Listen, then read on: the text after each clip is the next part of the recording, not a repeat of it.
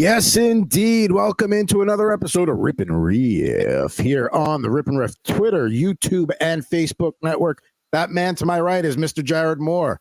I am at Pucking Thoughts, Adam Bernard. It is a very hot June day here in my neck of the woods in Northern California. And as you can tell by Jared's attire, it's pretty hot where he is as well over there in Rockland County. Jared, how are we doing this week?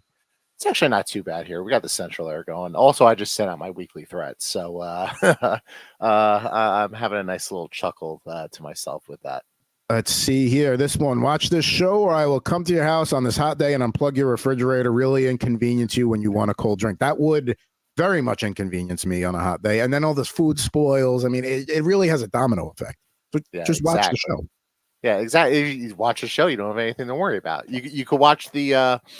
More and more people are saying that we're the Rod and Todd of ripping card packs on on the internet.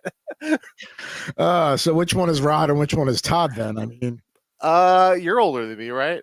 Yeah, like 2 days. 3 days. So I think you'd be Rod and I would be Todd. We're not gonna. I don't want any damn vegetables. We're not gonna have do carpentry together, right? We're not gonna just no, or grow a really big weird mustache. No. Although those mustaches are in now, so go figure.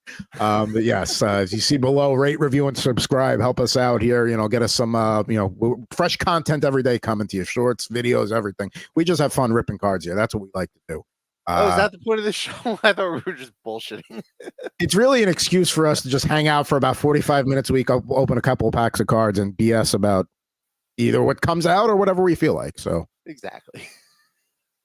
But so before we get into what we are, our Rip and Rant, which is our usual warm up, get our vitriol out before we start ripping packs. It's time to go to the pack ripping lineup for today. And what are you bringing to the table today, Jared? Well, we still got a whole bunch of baseball cards to go through. So a little 1990 Bowman Baseball bubblegum cards, 14 per pack. We have 2 packs today, and you could see the list of rookies there. Some pretty good ones, Hall of Famers like Frank Thomas and Larry Walker, and Bernie Williams, Yankee legend.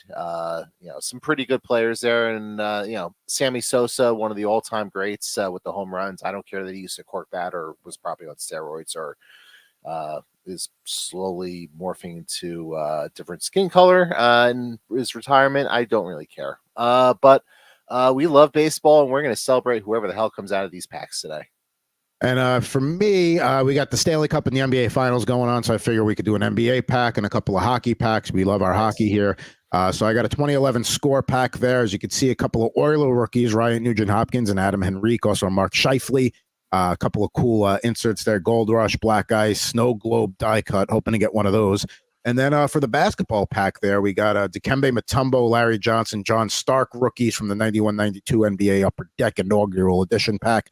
Not a ton of inserts that early on in their game, but looking for a Jerry West autograph and award winner hologram. So there now we go. I'm gonna ask a question before you get into the Rip and Rant.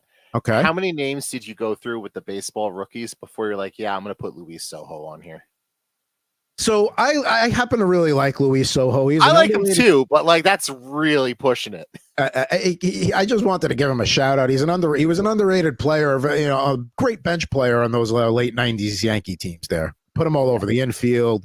Great clubhouse guy. He was I think he was a guy that kind of took Jeter under his wing, and I think there was a story Jeter said, they were considering getting rid of Soho, and Jeter's like, no, you're not. You're bringing him back, and they brought him back. So. That rocks. I love it. Shout out to Derek Jeter. Shout out to Luis Soho.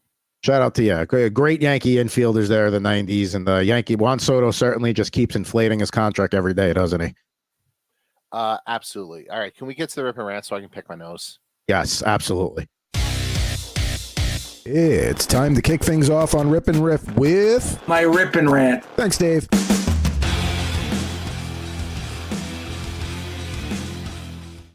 Did you pick a winner? No, I have to trim my nose hair. It's just a little itch I had to scratch, but we are good. Yeah, well, you get a good nose hair trimmer for like $25 on Amazon. So, I have a good nose hair trimmer. Good to know. So I'll give you the floor first. What is today's Rip and Rant for you?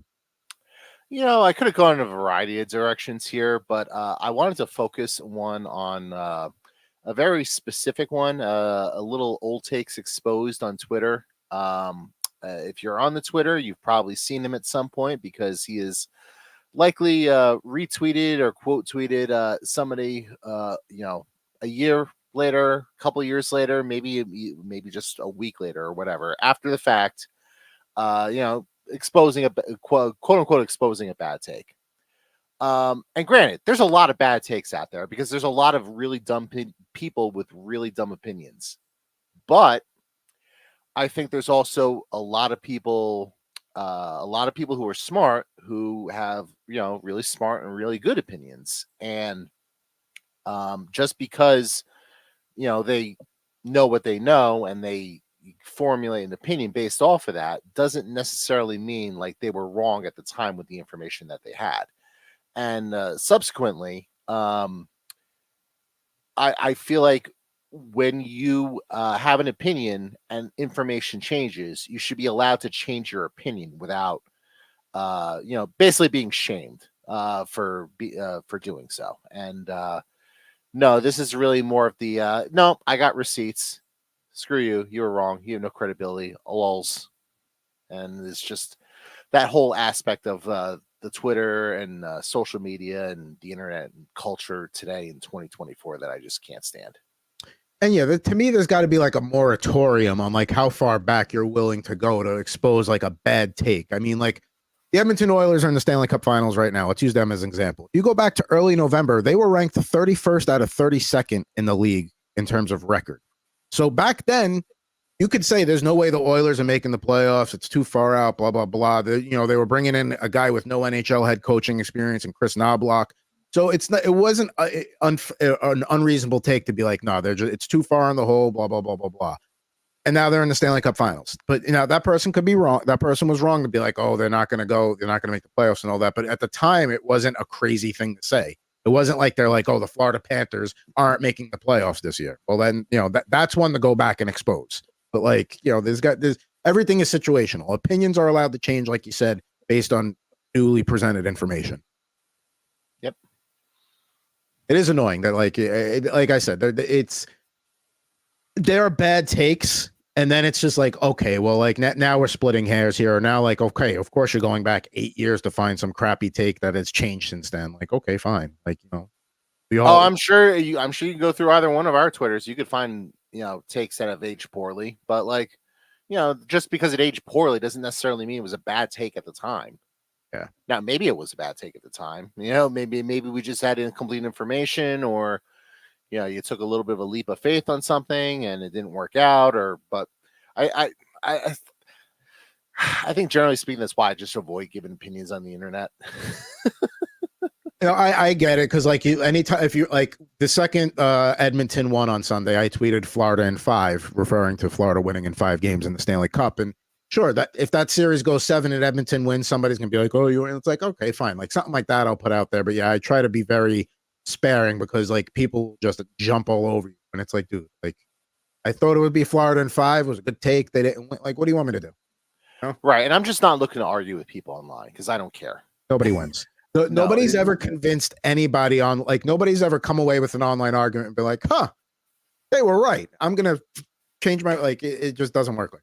And there's this could be a whole separate Rip and Rant. I'm not trying to double up here, but one of the things I've really been trying strongly to do the last, year or two, last couple of years is if somebody like public has a take who I follow, and I try not to reply to it, even if I agree, disagree, whatever, because people just keep replying and getting into arguments in that, and just clogs up my timeline. And it's just like, thankfully, the one thing Elon hasn't done to ruin Twitter is you could right click it, you could leave the conversation, or you could just mute whoever's in it and move on with your day. But I just don't want to deal with it.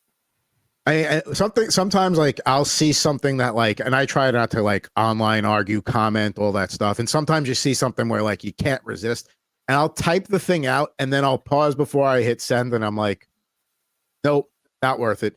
It just let it go. It's not going to make your day any better. So just it's not worth it. Nobody's ever won an online argument, and nobody ever will. So, except for me. Except for you, of course. I mean, you excluded. We know that. Obviously. Now, all right, what do you got today, bud? Now, mine is gonna, a little more, low key, not as big a deal. I have a almost 5-year-old daughter. On the weekends, she does a basketball class on Sunday. She does a ballet class on Saturdays. Like a 4 or 5-year-old class. Nothing too serious or too crazy. This weekend is her ballet recital. Now she did dance last year. It was fun. We went to the recital last year. The recital was one day on the weekend. It was, it's like 2 hours. It's not that much. It's because you got to stay to the end. You have to be respectful. You can't just leave after your kid goes. I get that. This year we're doing it. I feel like, by the way, I feel like you should be allowed to do that. I get why they don't want people doing that, but recitals. I went to enough concerts as a kid where it's the same thing. Like once your kid performs, you want to just leave. Yeah, and we've all been there, but you got to be respectful. And for me, it's really tempting because there's 16 classes going, and the intermission is at 8, and then she's at 7. So it's like, man, that would be really tempting to just stay that one more. Nonetheless, my point being is, I guess because there were problems with ticket availability last year, so now they're doing it 2 days.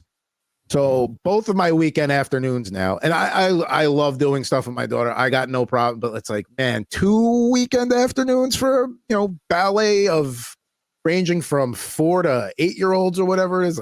That's a tough one. And we had the dress rehearsal on Monday, so at least that one we got to leave early. But still, it's like I'm all about doing things with my daughter. I love that. I love whatever makes her happy. But it's like, man, two ballets 2 days in a row. I don't know about that. I mean, the least they could do is put the bear in the car. Exactly. Maybe that should be the intermission. I mean, there's not the zoo ain't that far away. We got a wildlife park. We got the Oakland Zoo, the San Francisco Zoo. Get them up here, just like on The Simpsons. Put them in the car, let them drive around the stage. There's enough space. I agree.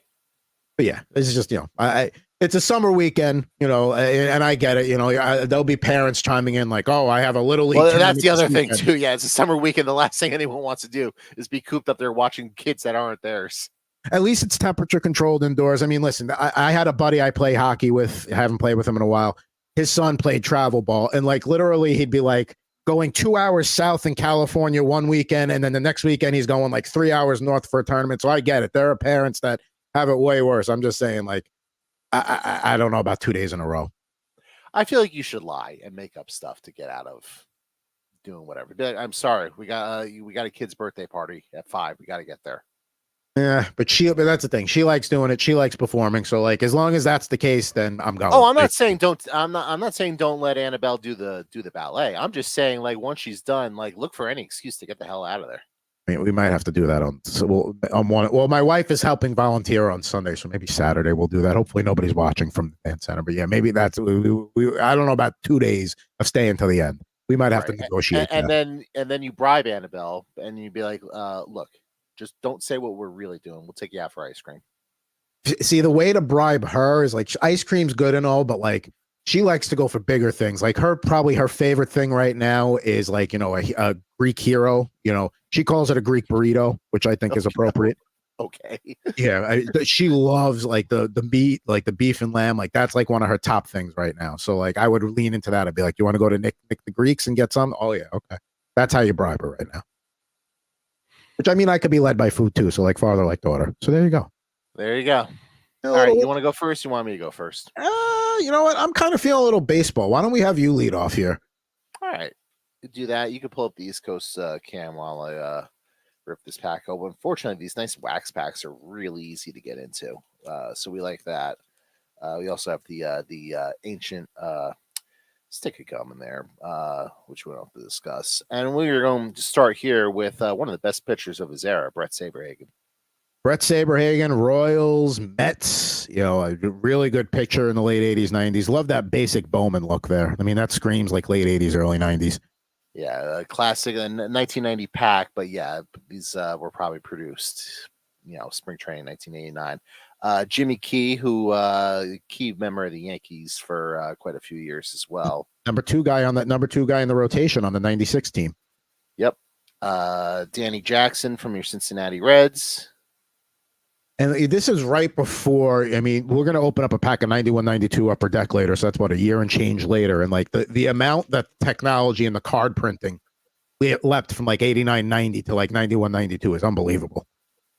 Yep. Eric Hansen from the Seattle Mariners. I'm gonna need you to do a quick Google search because I'm not 100% sure on this. We got Greg Maddux here with the Chicago Cubs. I don't think Greg Maddux was part of that rookie class that you mentioned. I don't think so. Let me pull up his rookie there. I want to say his rookie year was like 86, but I could be wrong. Let's see here. According to Pro Baseball Reference, 86 was his rookie year. So a few years off. And he was an all-star in 88. So unfortunately, we didn't get him. However, we did get one of the rookies that you did profile on the list. We got Luis Soho. Yeah. Shout out to Luis Soho, who, by the way, looks nothing like how I remember from the 2000 Yankees. Well, he was clean shaven on the Yankees, so like, yeah. But even so, like he just filled out a little bit more, probably a little less hair, if I remember right. But yeah, shout out to Luis Soho. That's what he looked like there. That's the Luis Soho we all know and love right there. Scott Fletcher with the White Sox. We got a nice I was gonna say this is a nice insert card because this kind of looks I don't know if this looks like Nolan Ryan, but it's like the sweepstakes card on the back of it. But it's kind of got like a little bit of a painted like effect there. Yep. And we'll go through the rest of these pretty quickly. Pete O'Brien from the Mariners. Tony Pena, longtime coach in baseball here during his playing days with the Red Sox. Tim Lanaya from the Cincinnati Reds in mid windup, about to deliver a pitch. We definitely got spring training. Yep, we got our little checklist here of the cards to look out for. Let's see. Charlie Leibrandt from the Atlanta Braves. Good pitcher for them. He was like a number 4 starter for them. I do like that over the years that the cards kind of evolved to just like the checklist just being literally a checklist to like, all right, we're going to give you something on one side and then the checklist will be on the other. Yep. Chris James from your Cleveland Indians. He looks like he was like a bench player in the Major League movie. He does. Yeah. He looks like a guy who Parkman would pinch hit for in Major League 2. And Steve Carter from the Pittsburgh Pirates. You know, Bob Uecker had some great lines in the Major League movies. Like, you know, it looks every time he sneezes, like a party favor coming out of his nose, things like that. Those are good stuff. I mean, it's just classic films. I would argue it's the best baseball film of all time. I would make that argument too. And I know you're going to get people that say Field of Dreams, Bull Durham, The Sandlot, but like they can argue that they're wrong, but they could argue it. Like to me, Major League, whether it's it's a good movie. It's not just a good baseball movie or a good sports movie. It's a good movie with a good story. It has a nice arc. Like I had Tammy watch it one night and she's like, okay, that was actually a good, funny movie. Like I enjoyed that. She's not like a baseball person. Right. All right. So other pack, we'll go through these really quickly. Another one of your sweepstakes cards. I'm not sure who this is with the Padres, but I just like that style. How you mentioned it looks like a painting. I like it. Gary Gaetti, pretty good hitter in his day with the Minnesota Twins. Yes, he was. We got a Yankee here, Bert O'Kelly. Bert O'Kelly, who was traded straight up for Paul O'Neill. Yep. Let's see. Jeffrey Leonard with your Seattle Mariners. Always a fan of somebody that has 2 first names as their full name, like me. So there you go, Jeffrey Leonard. We got a rookie card, and unfortunately, the corner in this one's a little bit dinged, so we're not going to be probably sending this one off to get graded. But we got Slammy Salmon Sosa right here. I mean, that looks like Sammy Sosa. Yeah, I like mean, smile like that smile.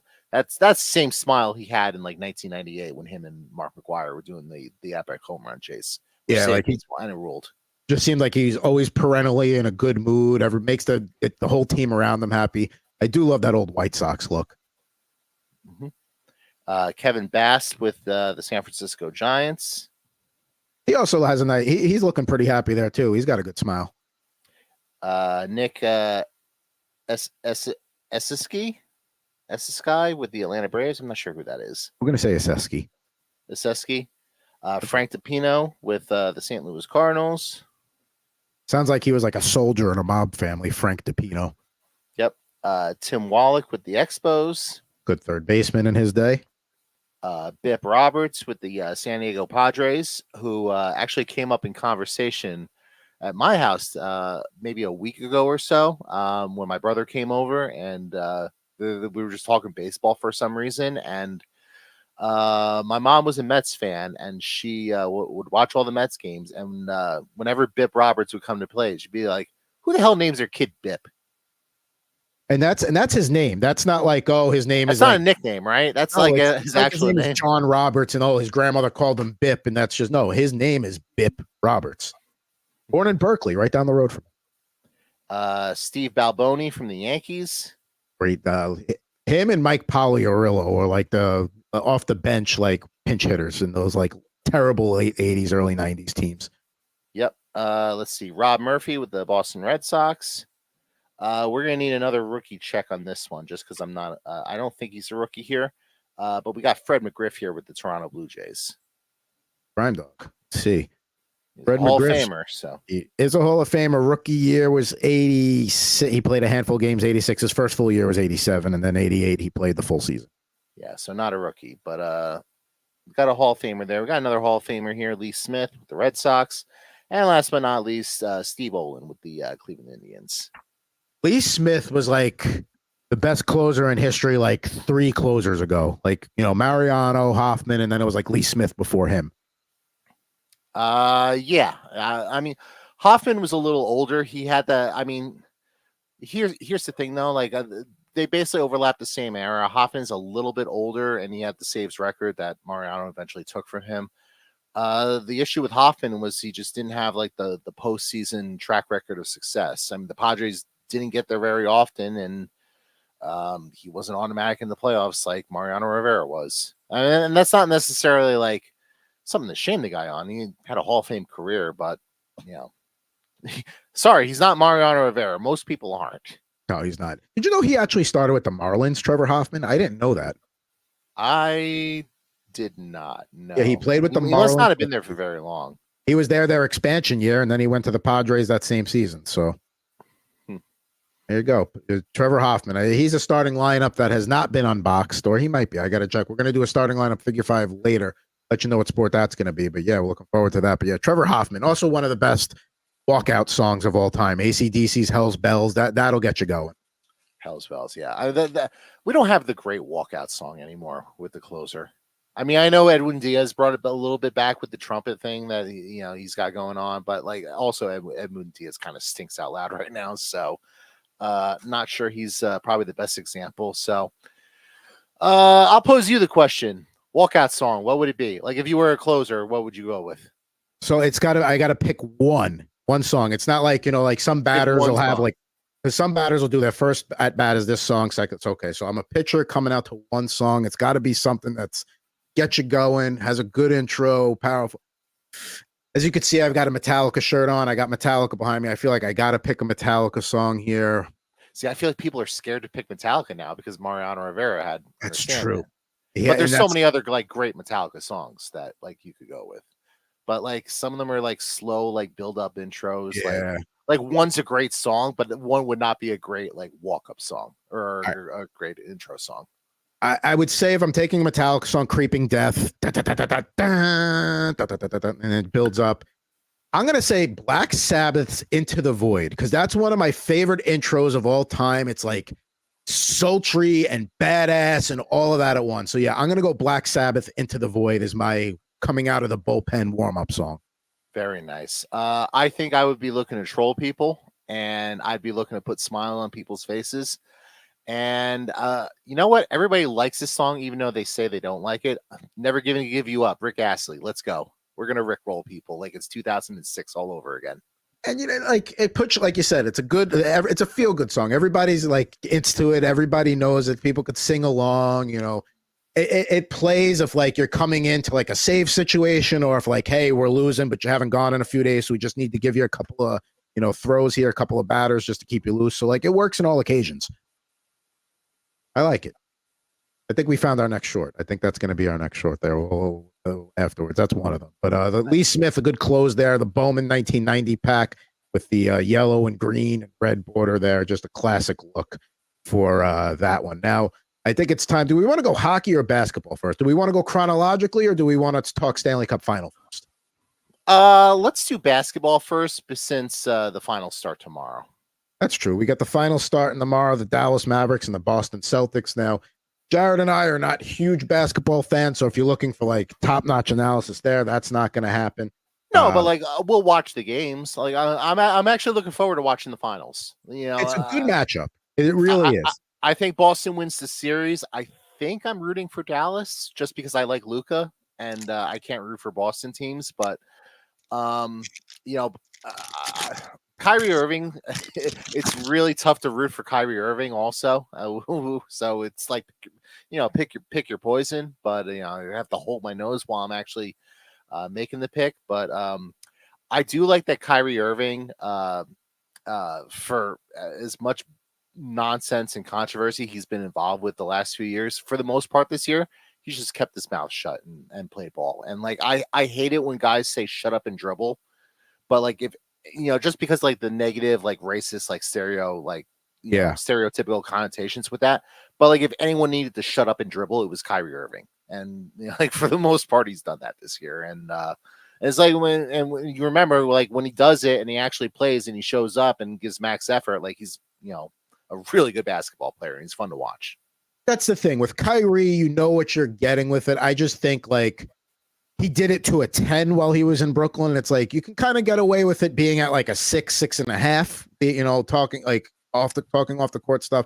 It just, that got to be the focus in Brooklyn and it just took away from everything. Whereas, yeah, in Dallas, it's him and Luka. It's one of the better backcourts we've seen in some time. They're fun to watch. And Kyrie just with the ball is a magician. It's just, it's really special to watch a guy like him. Like you said, I can't pick a Boston team. I can't root for a Boston team. So I think it's going to be an exciting series, but I am rooting for Dallas. So yeah, and I think Boston wins for what it's worth. I think Boston wins in 6, but Luka might be the best player in the series. So, and typically in basketball, when you have the best player, you tend to lean towards that team. Now, I'm sure Jason Tatum and Jaylen Brown have something to say about that, but you can certainly make an argument that Luka's the best player in the series. And you're getting Kristaps Porzingis back, so that's something you can't overlook either. Hooray. All right, so let's take a look at what we got here from this 91-92 Upper Deck pack. Generic white guy Jeff Turner on the Magic, right there. And to me, this is one of the best basketball-looking cards of all time because you got like that hardwood, like border, and for the time, this was like, whoa, like this is what they're printing. We got an old school Sacramento Kings, Wayman Tisdale, back when their colors were red, white, and blue. Speaking of red, white, and blue, we got the Nets and Tate George. Not a great pack to start here as we move along. It looks like it'll get stronger as we go along. We got Randolph Keys from the Charlotte Hornets. Let's see here. A couple of Rockets back-to-back. Kevin Willis and then Otis Thorpe, who's an underrated player on those 94-95 championship teams. Yeah, solid player, but yeah, like you said, like not the strongest start to the pack so far. So hopefully we finish strong here. But I do love the design of the cards, like you said, the hardwood on the border there, and you know, the logo in the corner. I think it's a good font that they used. I like that action shot there of Thorpe going up for the dunk. So it's a great shot. Yeah. So let's see what else you got here. All right. So this one, actually, I got a good Charles Smith story. We all remember Charles Smith, their pitcher with the Clippers.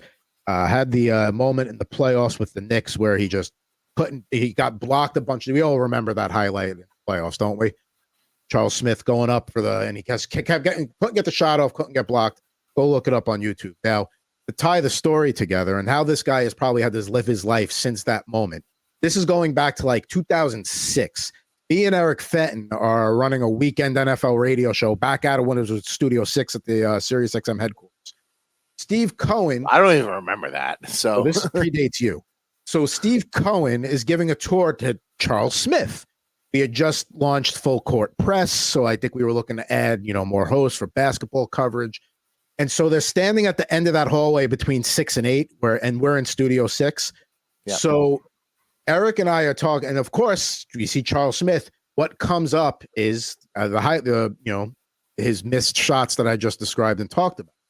I hope you didn't bring that up to his face. We didn't bring it up to his face. No, they're in the hallway talk. They can't hear us. Me and Eric are in a soundproof studio.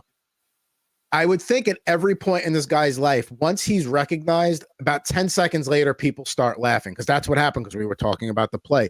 And you could almost see him watching us, and he probably knows in his head, like counting off, like from recognition to like the reaction. Like he almost kind of saw like for a second, like he just kind of like looked sad for a second once he realized. And it's like, I mean, dude, like, sorry, that like he actually had a pretty good career, but that's what you're going to be remembered for. Yeah, I mean, I would imagine if you're someone like that, like Bill Buckner would have been the same way. Well, great career, but that's what he's remembered for. Yeah, you remember for like the the lowest point of your professional career, unfortunately, and it's just a bummer. And like I know people like to rag on Dan Orlovsky for the same reason. Ran out the back of the end zone. It's funny. Quarterbacks don't do that, and he's managed to carve out a very nice media career for himself as one of the preeminent NFL analysts now. Covering the sport. So, you can recover from that. I mean, I think someone like Orlovsky is a perfect example of that, and someone who's very smart, well spoken, and obviously works very hard at his craft, and does a great job breaking down the X's and O's. But I could also understand if someone like Charles Smith, who was considering getting into media, was just like, you know what, I don't want to take callers from people who want to remind me about this. I'm good.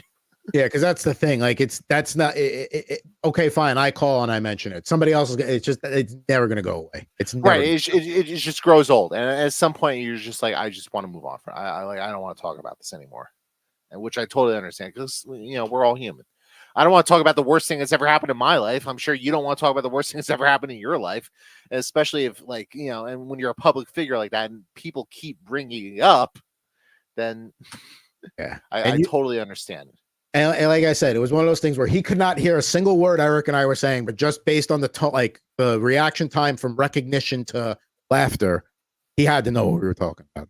That sucks to walk through life like that. Here we got Sherman Douglas from Miami Heat. We got our first rookie of the pack here, Mr. Greg Anthony with hair. So you don't see that every day.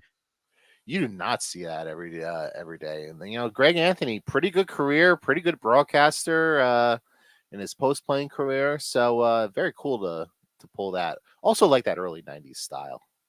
Yeah, that's he's got drip there. I mean, that's he's got the basketball in hand. He's ready to go out and he's cool. Yeah, like Greg Anthony's cool. He was a cool dude to work with too. He was a nice guy. Now here's a guy that if he was in today's NBA, he would probably get paid a ton just because of his 3-point shooting prowess. Percy Hawkins. How about that? I was pulled it up here. I mean, the guy was a 42, 428, 420, 400, 397, 440, 403, 415 from 3-point land. So he would have thrived in today's NBA. Yeah, seeing as all anybody does in today's NBA is shoot the three and set it up shooting the three. So yeah, he would have certainly fit in today's league. Dribble down, 17 seconds on the shot clock, throw up a three.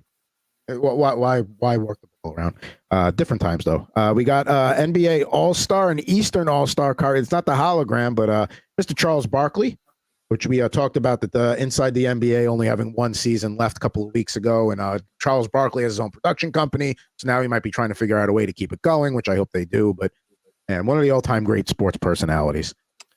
We love Chuck, so hopefully, hey, you said Chuck has a production company. Call us. We certainly have some ideas of programming you could throw in there that will not be very expensive to produce. No, you can afford. I'm a cheap date. You can easily afford us. Just RipNRiff@gmail.com. Reach out. We'll be there. And then the last card in the pack here, and I always like these when we talked about the painted cards with those 90 Bowman that look. They Upper Deck did this across all the sports, but the collector's choice checklist here. This is for the Washington Bullets. There's Bernard King. I love that card. I love the basketball and the almost like it's the sun. He's reaching up for the sun, and, just shining, and then him in the background getting ready to shoot a free throw. It looks like that's a really cool card. I like that one. you're a Bernard King or a Bullets fan, that's got to be in your collection. I mean, again, we talk about the checklists not being great cards, but that's a good one right there. That's exactly what we're talking about, where it you can see it right there. So you got a nice picture on one side and then the checklist on the other. There were not a lot of good players on that Bullets team. Purvis Ellison and Purvis Ellison. There we go. All right, so that's one pack in the books there. Now, so we talked a little NBA Finals. We're both rooting for Dallas. I mean, not that our predictions mean much, but what do you got? For the NBA Finals? Yeah, let's do NBA Finals first. What do you got? Celtics and how many? I think Boston in 6. Boston in 6. I'm gonna go with my quote unquote heart here. I'll go Mavericks in 7. I think hopefully we get a nice long series. Something though. One of the things we were talking about before we came on the air today is the spread out schedules of both the NBA and the Stanley Cup Finals. We understand the Stanley Cup Finals a little bit more. NBA tends to do that anyway. So as long as we're not going too many nights with no games between the two, we'll be happy. Yep. I mean, well, we got the basketball starting tomorrow. The hockey starts on Saturday, so looking forward to watching that. I don't think I actually have anything planned for Saturday, so I'll just sit at home and watch the game. How about that? Novel concept. So the ballet will be over in time for me to get home to watch the game. Although I was going to have a problem if Rangers-Panthers went Game 7, because that would have been Monday, and I had to take my daughter to the dress rehearsal right at puck drop. And there's no signal in that theater, so it's not like, okay, fine, I'll pull the game up on my phone. I would have been totally clueless. So that would not have been fun. But, the Rangers didn't have to give me that scenario or problem because they failed to show up in half the series. So. Well, that was very thoughtful and considerate of them. So, shout out to the Rangers for doing you a solid. Thanks, guys. I would have rather had the Monday dilemma. What are you gonna do? Yeah. All right. I did try to give you your space afterwards as well. I didn't really say much. I'm not trying to gloat, not trying to dance in your grave, anything like that, even though obviously I was rooting against the Rangers. So of course, you're a Devils fan, and you were respectful. Like, you one of the things I messaged you is like the narrative all summer is going to be, well, if they addressed Rempe, they would have won because that stat that he's like 26-1 in the lineup with them, and it's like, but yeah, I'm not going to address a guy in the playoffs who's going to play 2 to 3 minutes a night, because then you're just wasting a roster spot, and it has a domino effect on the energy of the rest of them. So, yeah. No, I think Rempe's mostly gotten a pass. I think the narrative, at least judging from what I saw on social media from like the breakup day interviews and all that sort of stuff, is Trouba might be a little bit selfish there, playing through a broken ankle and not going on LTIR at the right time, so the Rangers could use $8 million in LTIR money to really bolster the roster and all that sort of stuff. So anytime you can turn on the team's captain, I'm me as a unbiased outside observer, I'm just gonna bust out the popcorn. Yeah, totally unbiased. I don't count 1, 2, 3, 4, 5. At least about a dozen Devils things back there with the pucks and everything. But no, you're not biased at all. I mean, listen, not at all, no. I there's two sides of that. Like, okay, by his admission, he had a chunk of his ankle missing. So like, we want our guys to play. We want our guys to be gamers, battle through the injuries, all that. Remember Patrice Bergeron a couple of years ago, collapsed lung, all that other shit. Like, yeah, but like, and he said it didn't affect the skating much, but I don't know. I mean, I don't really consider him that great a skater to begin with. Yeah, it's like, okay, your skating is like at a 6 to begin with. So what is it, like a 4.5 now? What's the difference? Right. I mean, the bigger issue is just not really a good defenseman anymore. And the way he goes after people, he's going to really seriously impact somebody's career in a negative way. 2, he's going to get suspended for like 10 to 12 games just on his reputation if he ever does actually connect one of those like chicken wings while he's going to hit somebody. Yeah. So, I mean, it's coming. It's just a matter of coming. I guess the only question is, what's coming first, that or the buyout? Come on, buyout, but we'll see how that goes. They definitely got some moves to make. So we got a 2011 score pack here. Some old blasts from the past here. How about like a Blake Como pictured with the Islanders there? Let's see here. This is a cool one. Season highlights. Kipper pitches a shutout at the Heritage Classic here. Calgary Flames. Mika Kiprusoff, one of the best goalies of the 2000s. Yeah, pretty good goalie in his heyday, and I don't think Hockey Hall of Famer, but certainly a Flames Hall of Famer. Let's find out if I got in recent. I don't want to say he got in recently. I don't know. The Hockey Hall of Fame's really lowered the bar recently with some of the goalies they've let in. He is not a Hall of Famer, one-time Vezina winner, one-time Jennings Trophy, one-time All-Star. Should not be an All-Star. I do kind of feel for Flames fans that kind of get caught between having to root for the Oilers or having to root for Matthew Tkachuk and Sam Bennett, who were former Flames, who are no longer Flames. So yeah, that's a rough one. I guess if you're a Calgary Flames fan, you just don't watch. Find something else to do. I get it. I know all the 3 weeks of the year it's nice in Calgary. Go outside, touch grass.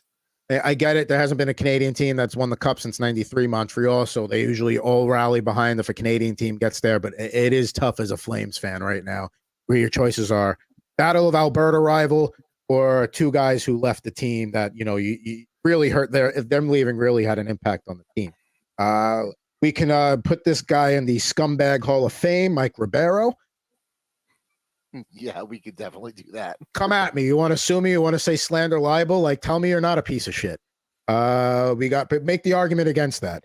Patrice Bergeron here with a cool little Stanley Cup card from this is the year that they beat the Vancouver Canucks, which is one of the last times that a Canadian team got that.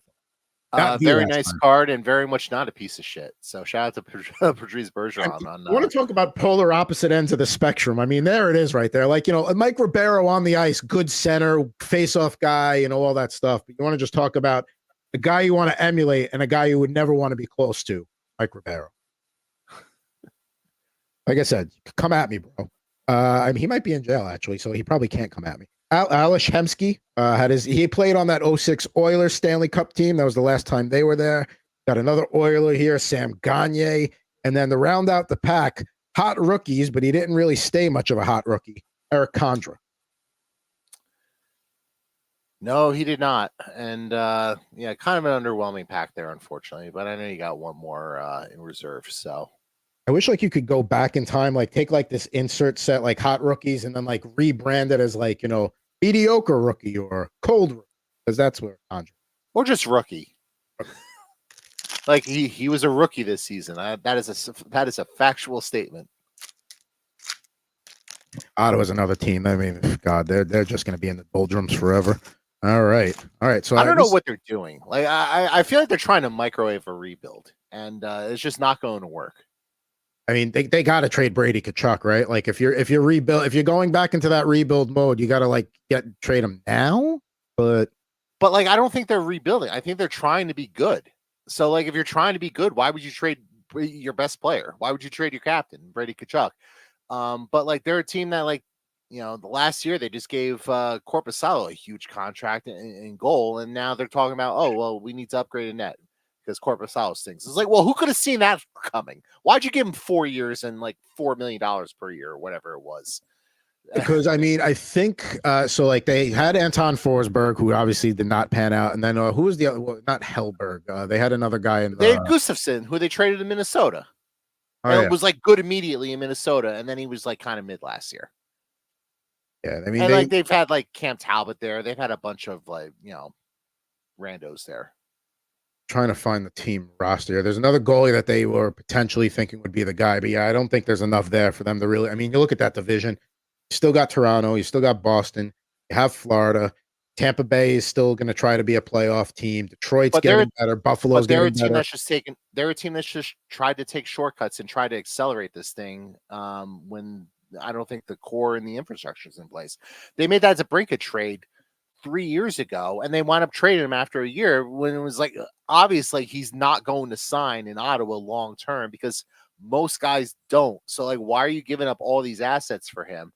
They did they're going to wind up doing the same thing with Jacob Chychrun, who I'm not even sure if Jacob Chychrun is good. I've watched him play, and he feels like one of those guys that the analytics guys love, but I don't actually know that he's a good defenseman. I think he is because he has decent offensive numbers, and I guess he's a good skater. I guess he can move the puck a little bit, but he's not really the type of defenseman that I'm looking for when it comes to building a Stanley Cup contender. I don't think he ever truly lived up to the pedigree. Is he a bona fide starting, not necessarily starting, top 6 defenseman in the NHL? Sure, probably a second pairing guy, third pairing on a good team.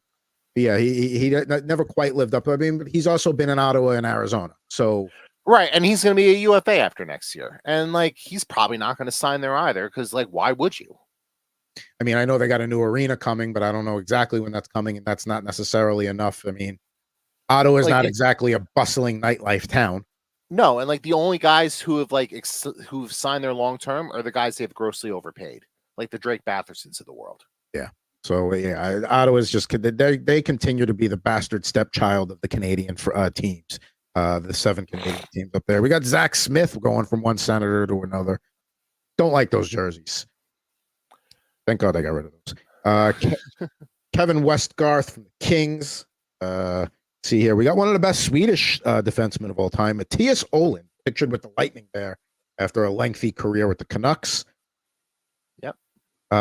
This guy, RJ Umberger, took one of the hardest hits I've ever seen in a playoff game.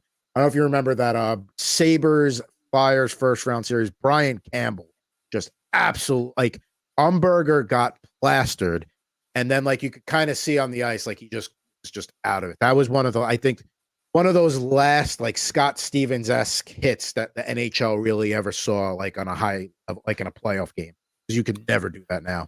I'm gonna have to Google this after the show because I have no recollection of this hit, and that's fine. My only recollection of RJ Umberger was when he was traded to the Flyers in that I think it was the Voracek trade.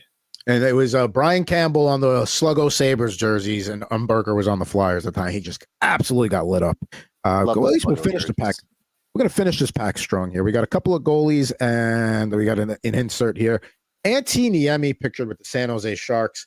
I mean, man, he certainly he capitalized off that one season in Chicago, right?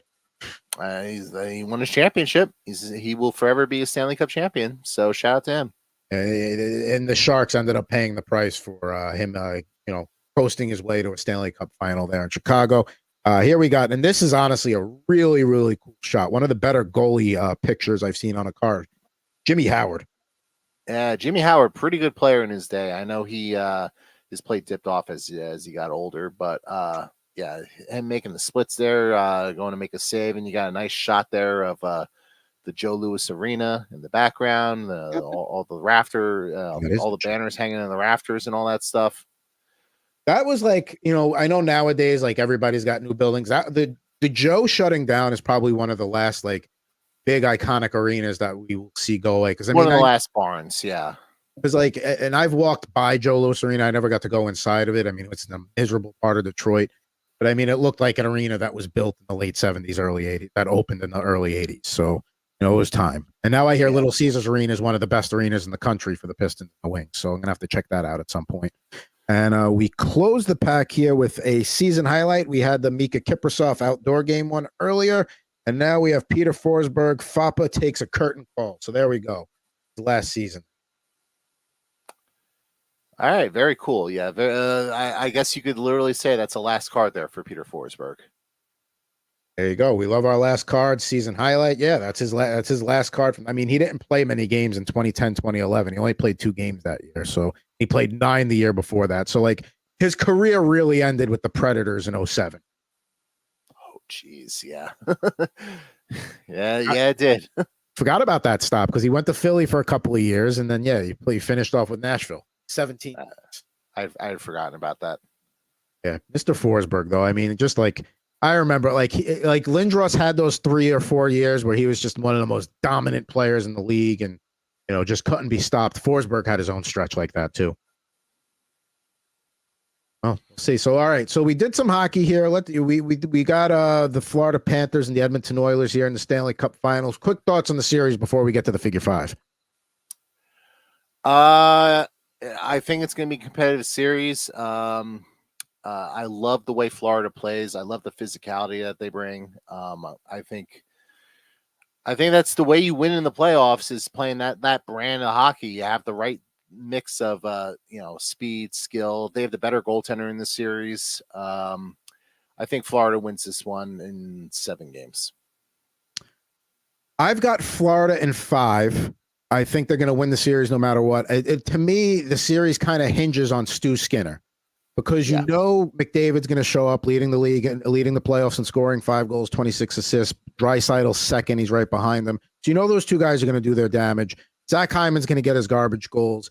They'll, we know the Oilers power play is super lethal. The penalty kill has been fantastic. They haven't let a power play go in 28 opportunities. You have to go back to the Vancouver series. And the thing I worry about with Florida is because they play the brand and the style of hockey that they do, they're going to go to the penalty box. And, for the most part, they were okay against the Rangers power play, who also have an elite power play. You do not want to give McDavid and Draisaitl a whole bunch of power plays because they will burn you. So, and that's the thing. Like, they held the Rangers to 1 for 15, and that's all good and well, but the Rangers don't have a McDavid or a Draisaitl on their power play. So, right. So, I just don't think it's a great match. I don't think it's going to be a blowout 5-game series. I think the games are all going to be close. I just think Florida has that look of a team that's on a mission, like Colorado a couple of years ago. They can roll 4 lines. I think one area they do have a significant advantage over Edmonton is their depth on the blue line. They can roll 3 pairings, no problem, where Edmonton is, going to get dicey there. They're not going to want to roll that third pairing there too much. So I got Florida in 5, but I mean, if Stuart Skinner shows up and plays the way he played in Game 6, that's going to be a problem for Florida. Yeah, I agree. I think Florida's the much deeper team. I think they're healthier going into the final as well this year as opposed to last year. Last year, they sort of just ran out of gas by the time Vegas got to them, and some of those games were blowouts as a result. But I don't think it's going to be the same thing this year. I think Florida gets the job done, and they finally win that elusive Stanley Cup championship. And then everyone can crack jokes about the Stanley Cup champions being in Florida. And then we'll see all the plastic rats and stuff. Like last year, Matthew Tkachuk had to carry that team because they were so banged up. He has not had he's having a good playoffs, but he hasn't had to throw the team on his back like he did last year. And then he still ended up with a cracked sternum that he almost tried to play with. So kudos to him. But I think it's time to unbox a starting lineup. Let's find out what we're doing. Gretzky shoots. Oh, yeah. Behind the back, baby. Want to try that one at home? New pro action from starting lineup. You can pass it, slap it, and make the save like your favorite NHL stars. Score! Like Wayne Gretzky. You can draft the whole championship squad. Now you can go pro. Each sold separately. So they never made an actual starting lineup commercial that I could find. Maybe they did in Canada. I couldn't find it on YouTube. So that was like the Pro Action series, like one of the later lines. So that's as close as I could get. But yes, we're doing hockey today. How about that? Is it John Van Beesbrook? No.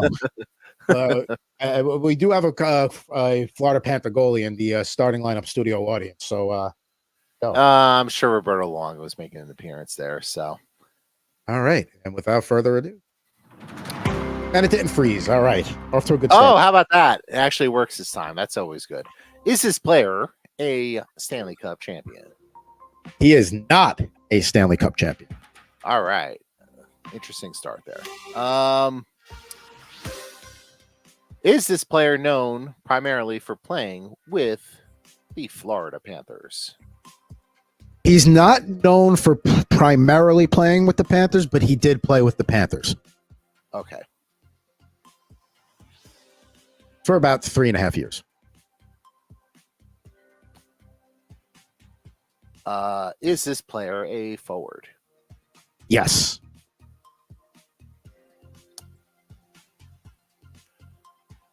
All right, 2 questions left.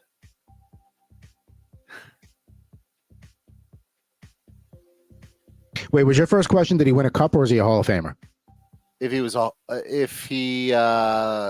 he won a cup. I didn't ask the Hall of Famer question. Okay. So no, he did not win. I don't think I'm going to ask the Hall of Famer question.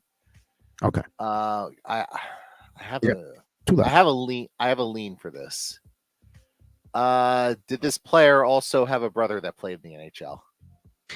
So you asking that question makes me know you're definitely on the right path, and yes, he did.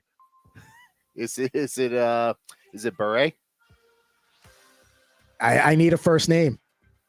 Oh God, I gotta try to remember their names. It was Pavel and Valerie, right? Correct. Oh, jeez. Is it Pavel Bure? It is Pavel Bure. We're back, baby. Woo! There we go. All right. So you don't even need the last question. Good for you. Right, and I think they both played with the Panthers at one point. They did. Valerie played for the Panthers, and Pavel went there in 98, 99, and then he was traded to the Rangers during the 01-02 season. So, yes, Pavel Bure, former Panther, but pictured here with the Vancouver Canucks. He was one of my favorite guys to watch as a kid because, I mean, the Russian Rocket, I mean, he was so fast. He was like, before guys were like insanely fast, where like you got Connor McDavid skating around the rink in like 6-7 seconds or whatever it is. I mean, Bure could fly. Yeah, I'm actually looking up right now to see if he is in the Hall of Fame. I figure he would be in the Hall of Fame with style player he was. I mean, he had 2 60-goal seasons, a 58-goal season, a 59-goal season. I mean, that's the thing too. Like, I know towards the end of his career, you lose your speed. He was done early. Like, he was done. Like, his last year, he was 31 years old when he retired. But I mean, he kind of, not to say he fell off a cliff quick, but I mean, it was basically when he got traded to the Rangers was when he, that was back when Glenn Sather was trying to put together video game teams.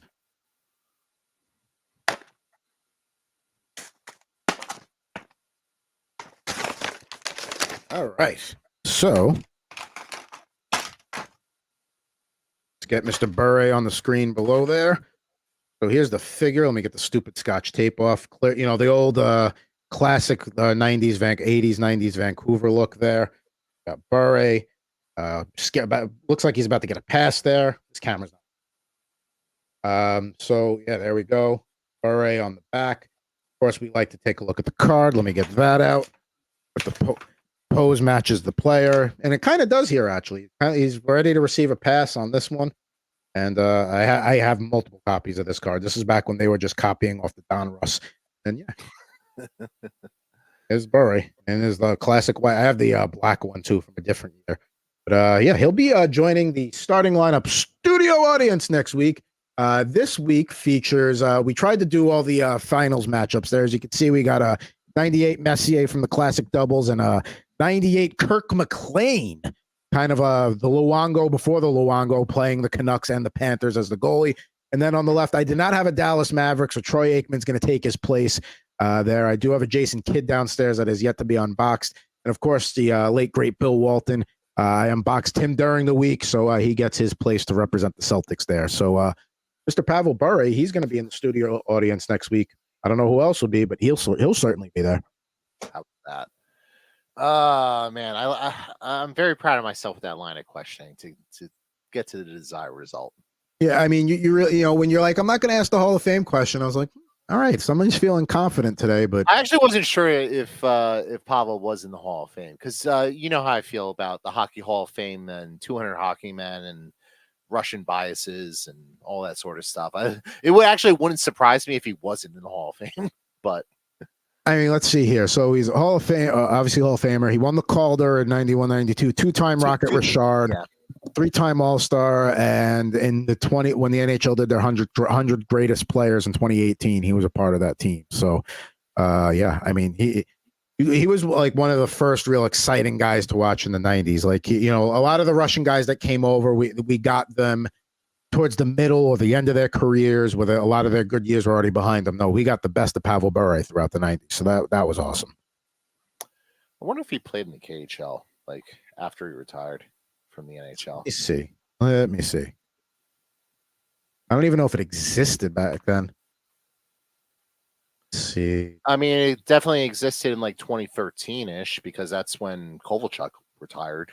I know he played for Spartak Moscow and CSKA Moscow. I don't know if that was back when the KHL existed because the CSKA Moscow team was the national team. Let's see here, going through the thing quick.